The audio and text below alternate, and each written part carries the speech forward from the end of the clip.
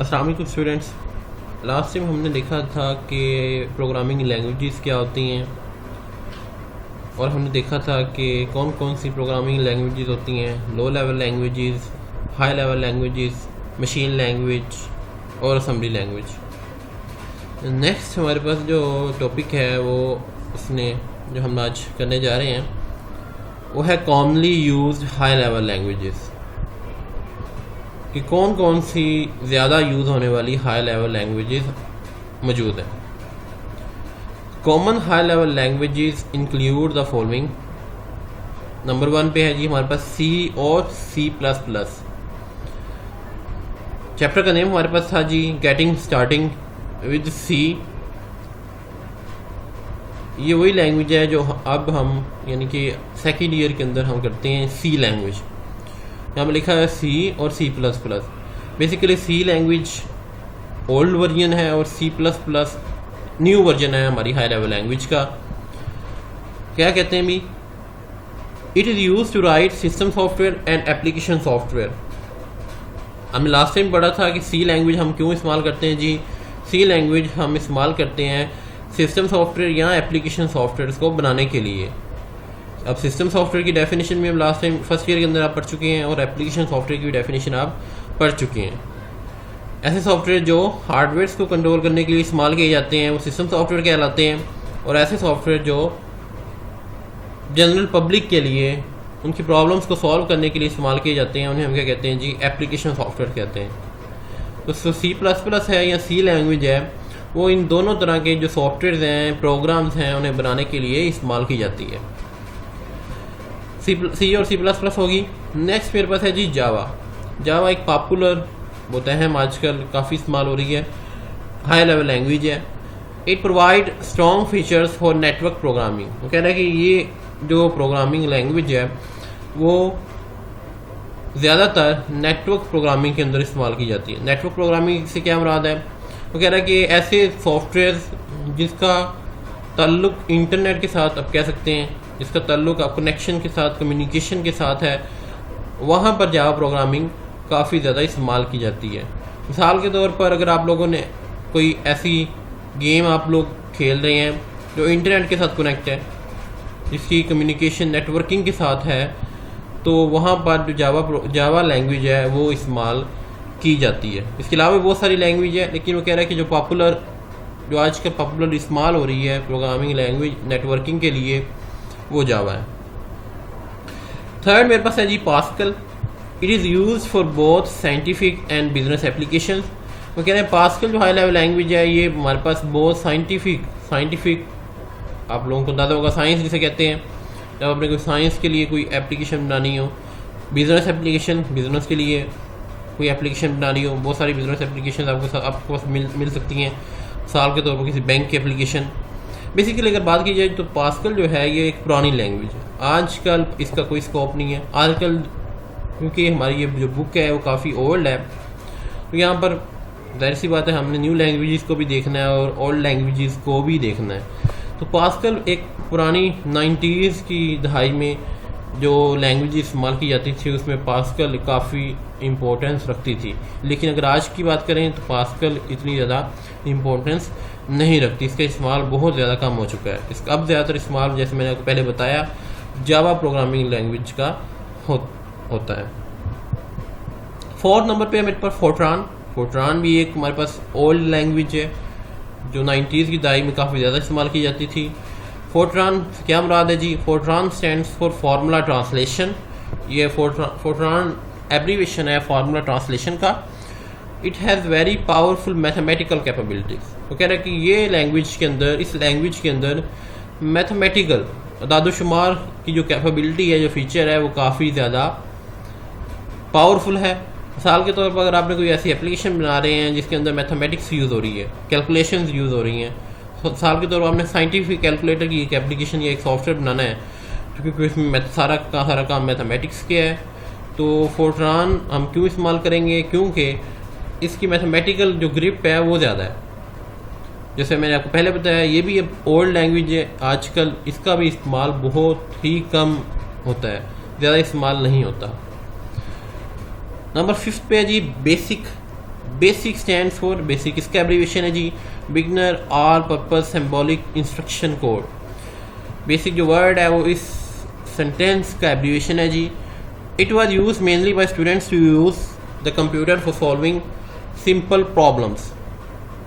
ये क्या है जी वगैरह, ये एक ऐसी लैंग्वेज है जो कंप्यूटर स्टूडेंट्स इसे यूज़ करते हैं छोटी छोटी प्रॉब्लम्स को सॉल्व करने के लिए। अगर आप एक कंप्यूटर के स्टूडेंट हैं तो सबसे पहले अगर आप मैट्रिक में चले जाएं, 9th 10th में चले जाएं, तो वहाँ पर आपको एक प्रोग्रामिंग, अगर आपने कंप्यूटर साइंस रखी हुई है तो वहाँ पे आपको प्रोग्रामिंग लैंग्वेज करवाई जाती है। वहाँ पर बेसिकली बेसिक को प्रेफर किया जाता है क्योंकि बेसिक एक ईजी लैंग्वेज है और वो स्टूडेंट्स को सबसे पहले सिखाई जाती है ताकि स्टूडेंट्स के जो बेसिक कॉन्सेप्ट्स हैं वो क्लियर हो जाएं, उन्हें पता चल जाए प्रोग्रामिंग होती क्या है। इस लैंग्वेज की मदद से स्टूडेंट छोटे छोटे प्रोग्राम्स बनाकर लर्निंग करते हैं, उन्हें समझ आ जाती है कि प्रोग्रामिंग कहते किसे हैं। फिर वो जब वो एडवांस लेवल पे जाते हैं, इंटर में जाते हैं या आगे BS लेवल पे जाते हैं, तो फिर उनको वो वाले जो कॉन्सेप्ट हैं जो बेसिक के हैं वो काफ़ी मदद देते हैं। लास्ट पे है मेरे पास COBOL. COBOL stands for common business oriented language. It specially be design for business application. कह रहे हैं कि ऐसी प्रोग्रामिंग लैंग्वेज है जो स्पेशली तौर पर बिजनेस की एप्लीकेशंस के लिए इस्तेमाल की जाती हैं, यानी कि ऐसे सॉफ्टवेयर जो बिज़नेस में मदद दे रहे हैं, जो बिज़नेस के लिए बिज़नेस के काम में इस्तेमाल हो रहे हैं, उन्हें बनाने के लिए इस्तेमाल की जाती है कोबोल लैंग्वेजेस। इस तरह अब लैंग्वेजेस आप लोगों को हम लास्ट में पढ़ा था लैंग्वेज क्या होती है। लैंग्वेज के थ्रू हम अपनी कम्युनिकेशन अपने सिस्टम के साथ करते हैं कंप्यूटर लैंग्वेज के थ्रू। इस तरह हमारे पास लैंग्वेज होती है, हमारी उर्दू की लैंग्वेज है, इंग्लिश की लैंग्वेज है, अरबिक की लैंग्वेज है, ये सारी लैंग्वेजेस हैं। सेम इसी तरीके से ये सारी की सारी C++, Java, pascal, Fortran, basic and COBOL, ये सारी की सारी कंप्यूटर की लैंग्वेजेस हैं। कौन सी लैंग्वेज है? हाई लेवल लैंग्वेजेस हैं। इन सारी की सारी लैंग्वेज के अंदर हम डिफरेंट टाइप्स के प्रोग्राम्स बनाते हैं और वो प्रोग्राम्स फिर बाद में क्या होते हैं, हम कंप्यूटर के ऊपर रन करते हैं जो हमारी प्रॉब्लम्स को सॉल्व करने में मदद देते हैं। तो ये था हमारे पास कुछ एग्जांपल्स थी हमारे पास प्रोग्रामिंग लैंग्वेजेस की। इनके अलावा भी बहुत सारी प्रोग्रामिंग लैंग्वेज आजकल मार्केट में मौजूद हैं, लेकिन अभी तक फ़िलहाल क्योंकि आपके बेसिक्स आप पढ़ रहे हैं तो आप लोगों को अगर यही याद रहती हैं तो ये वेल एंड गुड है। नेक्स्ट हमारे पास है जी describe the characteristics of high level programming languages. High level programming languages की खसूसियात क्या क्या हैं? हमने देखा था हमारे पास दो टाइप्स की लैंग्वेजेस होती हैं, लो लेवल लैंग्वेज और हाई लेवल लैंग्वेज। लो लेवल लैंग्वेजेस ऐसी लैंग्वेजेस हमने पढ़ा था लास्ट टाइम जो कंप्यूटर के लिए समझना आसान होती हैं, जबकि ह्यूमन के लिए, इंसानों के लिए समझना मुश्किल होती हैं। हाई लेवल लैंग्वेजेस हमने देखा था ये एक ऐसी लैंग्वेजेस होती हैं जो इंसानों के समझने के लिए आसान होती हैं लेकिन कंप्यूटर के समझने के लिए मुश्किल होती हैं। तो कह रहा है कि हाई लेवल लैंग्वेजेस की और क्या क्या खसूसियात हैं। Some important characteristics of high level languages are as follows. Number 1 पे है जी ईजी टू लर्न। पहला कि ये हमारे लिए समझना आसान होती हैं, क्योंकि हम हाई लेवल लैंग्वेजेस इंसानों के लिए, मैंने आपको पहले बताया कि वो समझना आसान होती हैं। यही बात उसने की है कि high level languages are closer to human languages and far from machine languages. These are English like languages and are easier to learn. तो कह रहे जो हाई लेवल लैंग्वेजेस होती हैं वो इंसानों के करीब होती हैं और मशीनों के दूर होती हैं, इसलिए इसमें हमारे पास इंग्लिश लाइक लैंग्वेजेस होती हैं, यानी कि इंग्लिश के वर्ड्स होते हैं तो हमारे लिए इसे समझना आसान होता है। सेकंड पे है जी ईजी एरर डिटेक्शन। वो कह रहा है कि इस लैंग्वेजेस के अंदर हमारे पास एरर्स के ढूंढने के जो चांसेस होते हैं वो आसान हो जाते हैं। इस तरह जब भी हम कोई प्रोग्राम लिख रहे हैं तो जाहिर सी बात है उस प्रोग्राम के अंदर हमारे पास काफ़ी सारी मिस्टेक्स हो सकती हैं। अब ये तो नहीं है कि हमारे पास जब हम प्रोग्राम लिख रहे हैं तो कोई मिस्टेक ना हो। प्रोग्राम के अंदर हमारे पास हज़ारों लाखों इंस्ट्रक्शंस मौजूद होती हैं और जब मैं फॉर एग्जांपल एक 10,000 लाइनों की इंस्ट्रक्शंस लिख चुका हूँ, अब ये तो पॉसिबिलिटी बहुत ज़्यादा है कि मेरे पास उसमें काफ़ी सारे हम गलतियाँ कर दें, कोई एरर्स छोड़ दें। तो कह रहा है कि जो हाई लेवल लैंग्वेजेस का प्रोग्राम होता है उसके अंदर जो एरर की डिटेक्शन है, एरर को फाइंड करना आसान होता है। अगर मैं मशीन लैंग्वेज के अंदर 1000 लाइनों का प्रोग्राम लिखा हुआ है तो उसमें एरर को ढूंढना मुश्किल होगा, लेकिन अगर मैंने वही प्रोग्राम हाई लेवल लैंग्वेज के अंदर लिखा हुआ है तो उसमें एरर को ढूंढना आसान होगा। नेक्स्ट हमारे पास है जी स्टैंडर्डाइज सिंटैक्स। सिंटैक्स का लास्ट में हमने डिस्कस किया था। सिंटैक्स क्या होता है? सिंटैक्स मैंने आपको बताया था एक तरीक़ेकार को कहते हैं, वो तरीक़ेकार जिसको फॉलो करते हुए हम अपना प्रोग्राम लिखते हैं। तो स्टैंडर्डाइज सिंटैक्स से क्या मुराद है जी? स्टैंडर्डाइज सिंटैक्स में वो कह रहे हैं जी the syntaxes of high level languages are standardized. These languages describe a well-defined way of writing programs. Different organizations work to determine standard syntax of these languages. Last time जैसे मैंने अभी repeat किया कि हमने सिंटैक्स के बारे में पढ़ा था कि सिंटैक्स क्या होता है जी? वो तरीक़ेकार जिसके अंदर हम अपना प्रोग्राम लिखते हैं। तो कह रहे हैं कि तमाम की तमाम जो हाई लेवल लैंग्वेजेस होती हैं उनका जो सिंटैक्स होता है, जो तरीक़ेकार होता है, वो स्टैंडर्डाइज का मतलब एक जैसा या एक मयारी सिंटैक्स होता है। कि मिसाल के तौर पर मेरे पास एक सी लैंग्वेज का प्रोग्राम है, तो उस सी लैंग्वेज का जो प्रोग्राम का जो सिंटैक्स होगा वो पहले से बयान कर दिया गया होगा, और वो जो सिंटैक्स है वो उसे तैयार कौन करते हैं? वो कह रहे हैं डिफरेंट ऑर्गेनाइजेशंस, बहुत सारी ऑर्गेनाइजेशंस काम करती हैं जो लैंग्वेजेस का सिंटैक्स डिफ़ाइन करती हैं कि कौन सी लैंग्वेज का जो सिंटैक्स है वो किस तरीके से है। अब जो रूल्स होंगे प्रोग्राम लिखने के उसे हम सिंटैक्स कहते हैं, और वो रूल्स कौन बनाएगा? वो ऑर्गेनाइजेशंस हैं। यहाँ पर उसने एग्जांपल दी हुई है, कौन सी ऑर्गेनाइजेशन है जी? An important organization is American National Standard Institute also known as ANSI। ये अमेरिका की ऑर्गेनाइजेशन है जो क्या करती है, जो प्रोग्रामिंग लैंग्वेजेस के सिंटैक्स को डिफ़ाइन करती है कि कौन सी प्रोग्रामिंग लैंग्वेज किस सिंटैक्स को फॉलो करते हुए उसके अंदर प्रोग्राम लिखा जा सकता है। नंबर 4 पे जी deep hardware knowledge not required. These languages do not require deep knowledge of hardware और मशीन आर्किटेक्चर। वो कह रहे हैं जी जो हमारे पास हाई लेवल लैंग्वेज होती हैं इनके अंदर प्रोग्राम लिखने के लिए हमें हार्डवेयर का जो नॉलेज है उसकी रिक्वायरमेंट नहीं होती। आपको जब हम मशीन लैंग्वेज पढ़ रहे थे, लो लेवल लैंग्वेज पढ़ रहे थे, मैंने बताया था वहाँ पे लिखा भी हुआ था कि मशीन लैंग्वेज जो होती है हर सिस्टम की, हर हार्डवेयर की जो मशीन लैंग्वेज होती है वो डिफरेंट होती है।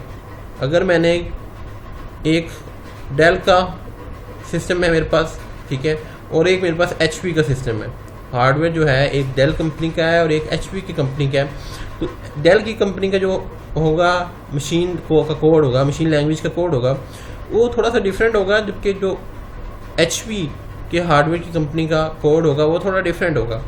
क्यों डिफरेंट होगा? क्योंकि वो दोनों हार्डवेयर के अंदर डिफरेंस मौजूद होगा। डिफरेंट कंपनीज ने बनाया है तो ज़ाहिर सी बात है जो उनके हार्डवेयर में डिफरेंट होगा।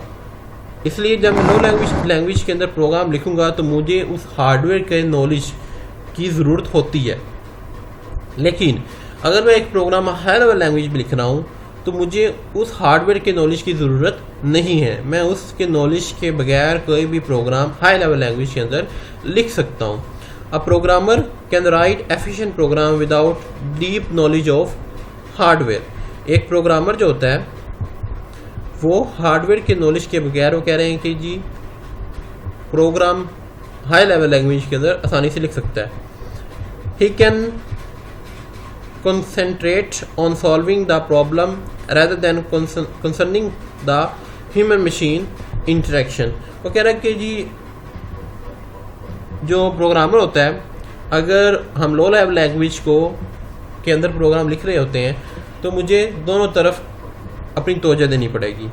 मुझे हार्डवेयर के ऊपर भी तवज्जो देनी पड़ेगी और जो मैं प्रोग्राम बना रहा हूँ उसके ऊपर भी तवज्जो देनी पड़ेगी। लेकिन अगर मैं वही प्रोग्राम हाई लेवल लैंग्वेज के अंदर लिख रहा हूँ तो मुझे हार्डवेयर का नॉलेज क्योंकि नहीं रिक्वायर्ड, हार्डवेयर की नॉलेज की ज़रूरत नहीं है, तो मेरी जो वो वाली तवज्जो है वो भी सारी की सारी एक ही प्रॉब्लम के ऊपर जो मैं प्रोग्राम बना रहा हूँ उसके ऊपर आ जाएगी। तो इसका क्या मतलब होता है कि हमें अपने प्रोग्राम में को लिखने में आसानी पेश आती है। तो ये हमारे पास 4 पॉइंट्स हो गए। नेक्स्ट हमारे पास है जी मशीन, ठीक है, नेक्स्ट हमारे पास है जी मशीन इंडिपेंडेंस। ये क्या चीज़ है जी, पढ़ लेते हैं। वो कह रहे हैं जी high level languages provide machine independence. It means that the program written in high level language can be executed on different types of computer. For example, a program written in C can be executed on Intel processor and Motorola processors. ठीक है जी। वो कह रहे हैं जी एक programme जो हम high level language के अंदर लिखते हैं वो एक से ज़्यादा मशीनों के ऊपर रन किया जा सकता है। जैसे कि मैंने आपको बताया था कि लो लेवल लैंग्वेज मशीन लैंग्वेज का एक प्रोग्राम के तमाम की तमाम जो मशीन्स होंगी उनका जो प्रोग्राम होगा वो डिफरेंट होगा, मशीन लैंग्वेज उनकी डिफरेंट होगी। अगर मेरे पास एक डेल का सिस्टम है और एक HP का सिस्टम है तो दोनों का जो मशीन लैंग्वेज का कोड होगा, जो लो लेवल लैंग्वेज का कोड होगा वो डिफरेंट होगा। तो अब डेल का जो सॉफ्टवेयर है, जो डेल का प्रोग्राम है वो HP के ऊपर नहीं चल सकता, HP का जो प्रोग्राम है वो डेल के ऊपर नहीं चल सकता, क्योंकि हमने वो प्रोग्राम लो लेवल लैंग्वेज या मशीन लैंग्वेज के अंदर बनाया है। ठीक है, लेकिन हाई लेवल लैंग्वेज में इस तरह से नहीं होता। हाई लेवल लैंग्वेज के अंदर जो हम प्रोग्राम लिखते हैं वो सारे की सारी मशीन्स के ऊपर चल सकता है। अगर मैंने एक प्रोग्राम जो है वो बनाया था, यहाँ पर उसने एग्जांपल दी है, अगर आपने इंटेल के प्रोसेसर के ऊपर एक प्रोग्राम बनाया है और अगर आप उस प्रोग्राम को रन करना चाहते हैं मोटोरोला के प्रोसेसर के ऊपर, तो वो प्रोग्राम उसके ऊपर भी रन हो जाएगा, क्योंकि वो प्रोग्राम हमने हाई लेवल लैंग्वेज के अंदर बनाया था। अगर वो प्रोग्राम हमने हाई लेवल लैंग्वेज के अंदर ना बनाया होता फिर हम उसे रन नहीं कर सकते थे। तो ये था मेरे पास मशीन इंडिपेंडेंस। नंबर 6 पे है no more programmers. Program in low level language is very difficult, but high level languages are easy to learn. It encourages more people to learn these languages, so many programmers and high level languages are available. क्योंकि हमारे पास हम पढ़ चुके हैं जो लो level language है उसके अंदर प्रोग्राम लिखना काफ़ी मुश्किल होता है, उसे समझना काफ़ी मुश्किल होता है, तो उसके अंदर जाहिर सी बात जो प्रोग्रामर्स हैं वो इंटरेस्ट नहीं लेते, लोग उसको सीखने का इंटरेस्ट नहीं लेते। तो इसमें उनकी इसलिए जो लो लेवल लैंग्वेज के प्रोग्रामर्स हैं उनकी तादाद कम है। सेम इसी तरीके से जो हाई लेवल लैंग्वेज की समझना आसान है, तो हाई लेवल लैंग्वेज की जो प्रोग्रामर्स हैं उनकी तादाद ज़्यादा है। सेम हमारे पास हाई लेवल लैंग्वेजेस भी ज़्यादा है, क्योंकि वक्त के साथ साथ बहुत सारी न्यू हाई लेवल लैंग्वेजेस बनती जा रही हैं ताकि हमारे जो काम को है, हमारे प्रोग्राम्स बनाने की जो तरीक़ेकार है उसे ज़्यादा से ज़्यादा आसान किया जा सके और जल्द से जल्द प्रोग्राम को बनाया जा सके। नंबर 7 पे है जी shorter programs written in high level languages are shorter than low level languages. वो कह रहे हैं जो हम प्रोग्राम एक हाई लेवल लैंग्वेज के अंदर लिखते हैं वो छोटा होता है लो लेवल लैंग्वेज के अंदर लिखे गया प्रोग्राम से। अगर हमने एक प्रोग्राम लिखा है लो लेवल लैंग्वेज के अंदर, अगर वो 1000 लाइनों का एक प्रोग्राम है लो लेवल लैंग्वेज के अंदर, वही प्रोग्राम अगर हम हाई लेवल लैंग्वेज के अंदर लिखेंगे तो उसमें काफ़ी ज़्यादा फ़र्क पड़ जाएगा। वो कम से कम 40-50 लाइनों का प्रोग्राम हम हाई लेवल लैंग्वेज के अंदर होगा, लेकिन वही प्रोग्राम लो लेवल लैंग्वेज के अंदर 1000 लाइनों का होगा। यहाँ पर उसने एग्जाम्पल दी हुई है, 1 instruction of high level language is equivalent to many instruction of low level language. एक इंस्ट्रक्शन हाई लेवल लैंग्वेज की लो लेवल लैंग्वेज की कई इंस्ट्रक्शंस के बराबर होती है। यानी कि अगर मेरे पास एक इंस्ट्रक्शन है हाई लेवल लैंग्वेज की तो हो सकता है लो लेवल लैंग्वेज में वही इंस्ट्रक्शन 40 लाइनों की हो जाए। तो ये डिफरेंस है हमारे पास लो लेवल लैंग्वेज और हाई लेवल लैंग्वेज के अंदर। होप्स हो कि आप लोगों को कुछ ना कुछ समझ आ गई होगी। काइंडली लेक्चर को पूरा ज़रूर देखें, और अगर आपको किसी चीज़ की समझ नहीं आई तो आप कोई भी नीचे मैसेज कर सकते हैं, मुझे पूछ सकते हैं कोई भी क्वेश्चन जो आपको समझ उसकी नहीं आई, मैं उसका ज़रूर आपको रिप्लाई कर दूंगा। नेक्स्ट हम देखेंगे कि differentiate between low level and high level language. High level और लो लेवल लैंग्वेज के अंदर दरमियान डिफरेंस क्या है, ये हम अपने नेक्स्ट लेक्चर में देखेंगे। Thank you very much.